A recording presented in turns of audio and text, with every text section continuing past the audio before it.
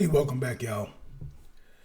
Hey, got up this morning, got to work and everything like that, going over some stuff, and got a chance to, looking at the news and realized that they had made that I saw that I said, wow, Gayle Sayers had passed away. I was like, wow. And I know he'd been, I don't know what he passed from. They didn't really say, but I know he'd been dealing with dementia for the last 8 years, I believe. So I don't know what made him pass. But Gayle Sayers is kind of special because Gayle Sayers, like people like to say these types of things, Gayle Sayers was Barry Sanders before Gayle Sayers was Barry Sanders before Barry Sanders was Barry Sanders or whatever. People say stuff like that. My man's the original, ankle breaker. If you go back to December 12, 1965, now then people say, man, you wasn't even born back then. And I wasn't. But like I said, I came up on, NFL, the whole the Sables and whatnot, and the football, and them shows would come on every now and then. It wasn't like it is now. You catch them shows every now and then. I'd be glued to the television listening to John Facenda and all them guys and whatnot talking, and the highlights of the games and the slow motion thing. And then, of course, a lot of the sports encyclopedias that I used to read and whatnot and look at. I knew about all these guys, and then I would watch that stuff. So as a kid, that's all I ever did. And I remember, it's like, wow, this guy scored of course, Sir Ernie Nevers scores like 6 touchdowns back in the 30s or whenever that was, and some other guy, can't think of his name, and scoring those touchdowns. And I was like, wow. So with Gayle Sayers. And I remember the Brian song and all that stuff, and him and Brian Piccolo and stuff. Remember all that stuff, and whatnot. Read about all that stuff. And then you run across December 12, 1965, which is absolutely crazy because it's like you're talking about somebody. He's in his rookie year scored 23 touchdowns. And against the 49ers, they put up 54-20. He scored 6 of those touchdowns. Could have scored 7. And the game, when you really look at it, and I've seen Earl Campbell against the Dolphins in that game. I've seen, I've seen highlights of OJ and him in the 200 some odd yard game. Walter Payton, Tony Dorsett, the 99-yard run. Just phenomenal. Eric Dickerson is 240, something against Dallas in the playoffs back in, I think, it's 85, 86. All those types of games. Either highlights or I witnessed it, as a youngster. You looking at somebody who had 9 rushing attempts for 113 yards, 4 rushing touchdowns, had 1 receiving touchdown, which was like 80 yards. 80 yards. And got 80 yards. A punt return for a touchdown. And see, what a lot of young cats probably don't realize, back during that time, guys wasn't in the I formation called I backs. Guys were halfbacks. You had halfbacks and fullbacks. And your halfback or your stud running back at that time, especially if you was in the mode of a Gayle Sayers, you did everything. You returned punts, you returned kicks, and you was one of the featured backs back there. You did a little bit of everything. Now, if you go and look at his stats, and people be wondering about, because some guys still, because guys like to mess with me about when I talk about some guys don't need to be in the Hall of Fame, this, that, and the other, and stuff like that. I'm like, yeah, granted, but you look at somebody like Gayle Sayers. He only played in 68 games. Sayers led the league twice in rushing, right? Before he tragically, his knee was messed up and it took a hit on his knee, took him out, and he never gained that ankle breaker, stop on a dime and cut and do all the things. Just look at his highlights. They're phenomenal to this day. And you look at what he did as a rookie. You know when somebody scored 14 touchdowns rushing, 867 yards, all he had, which was good. They only played 14. They played 14 games back then. 5.2 yards rushing. Had 166 carries. Right?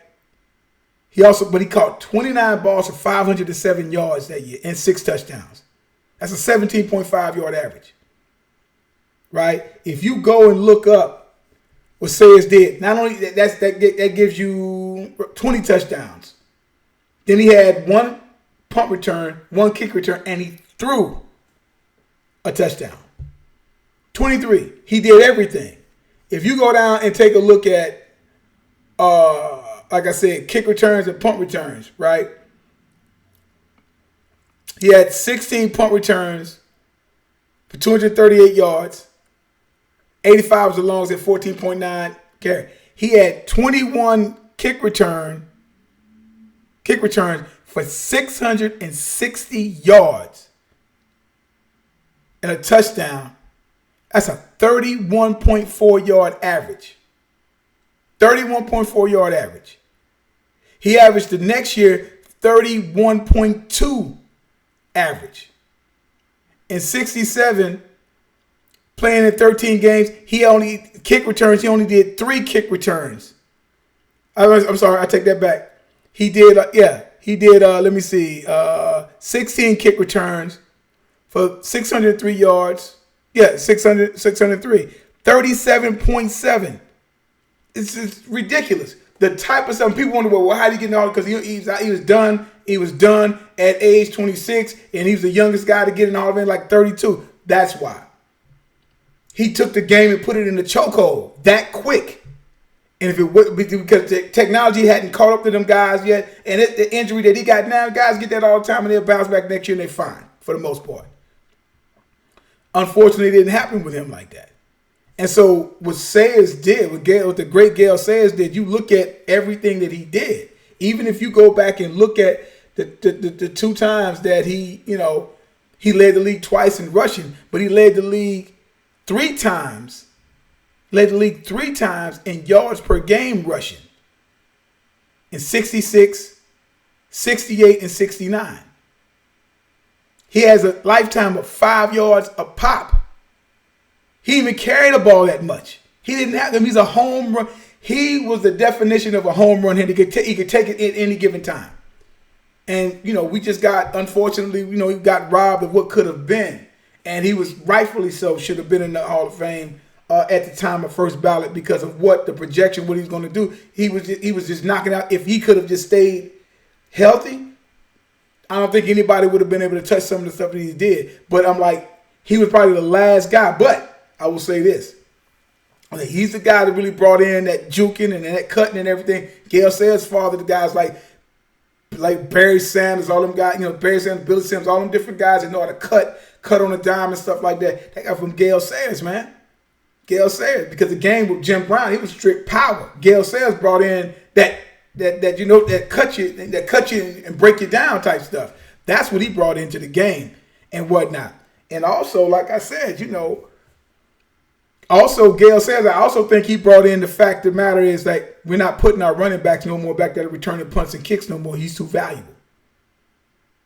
You just put your best out because your best athlete always pretty much used to be your running back. And yeah, the guys, if you was a halfback, you returned punts, you did this, you did that, you did all these different things. Your big time running backs as the 70s came on, them guys wasn't doing that stuff no more. That was from another era. Them guys don't do that stuff no more. And I think it was probably because of the Gayle Sayers rule. Basically, it's like now we can't put our running back there. And it's probably running backs that could have been great back. Some of them, not all of them, but some of them could have did great. But Sayers, that's how he put it down, man. And I think he was a trailblazer in everything that he did. And you look at his stats in the short time that he played. I mean, he dominated. They couldn't touch him. In 23 touchdowns in a season as a rookie. And you come back and lead the league again. And you lead the league in rushing. I mean, it was just, like I said, just a phenomenal thing. It's a phenomenal talent. Don't know anything about him on the personal tip or anything like that. No, he wanted to coach and do a lot of coaching. He never really got a chance to get in the pros and coach from what I understand. But, but that guy was great. It's a treat for you guys that want to go back and just, if you like the history aspect of it, like I do, go back and check out and go look at that game. Go look at like the greatest plays when they did the 100 list about 10 years ago. You go on YouTube, just type up that San Francisco game, December 12th, 1965 game, in that six touchdown game, and just look at it. Just any type of quick little documentary you can look on YouTube. Some of Gayle Sayers' greatest run, and look at how he got down. He had guys turning, twisting, the same thing that everybody ooh and ah with Barry Sanders. He was doing that he was doing that back in 65, back in the mid 60s to the late 60s and whatnot.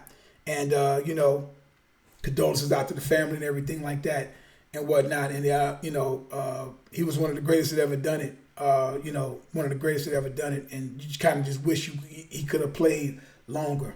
And I know he wished they had the ability to get his knee right and stuff. He even broke down one time when he did Football Life with him and Dick Buckus a couple of so years ago. He just wish he was able to do that. And I'm just like, you could see it that it's like he was robbed, But we was robbed too, because we been able to sit up there and see all of the greatness that he would have probably done, keeping up the way he would have kept up, the type of yards that he would have got. So, lost one of the great ones of the league and whatnot. And I just wanted to give a shout out to the great Gayle Sayers, the original ankle breaker. All right, guys, check me out, Twitter and all that good stuff. Got any comments, leave it down there. And like I tell you guys all the time, there's no greatest of all time. There's no GOAT, as long as time is still going on. And also, numbers don't lie and get emotional. People do. Y'all have a good one. Till next time.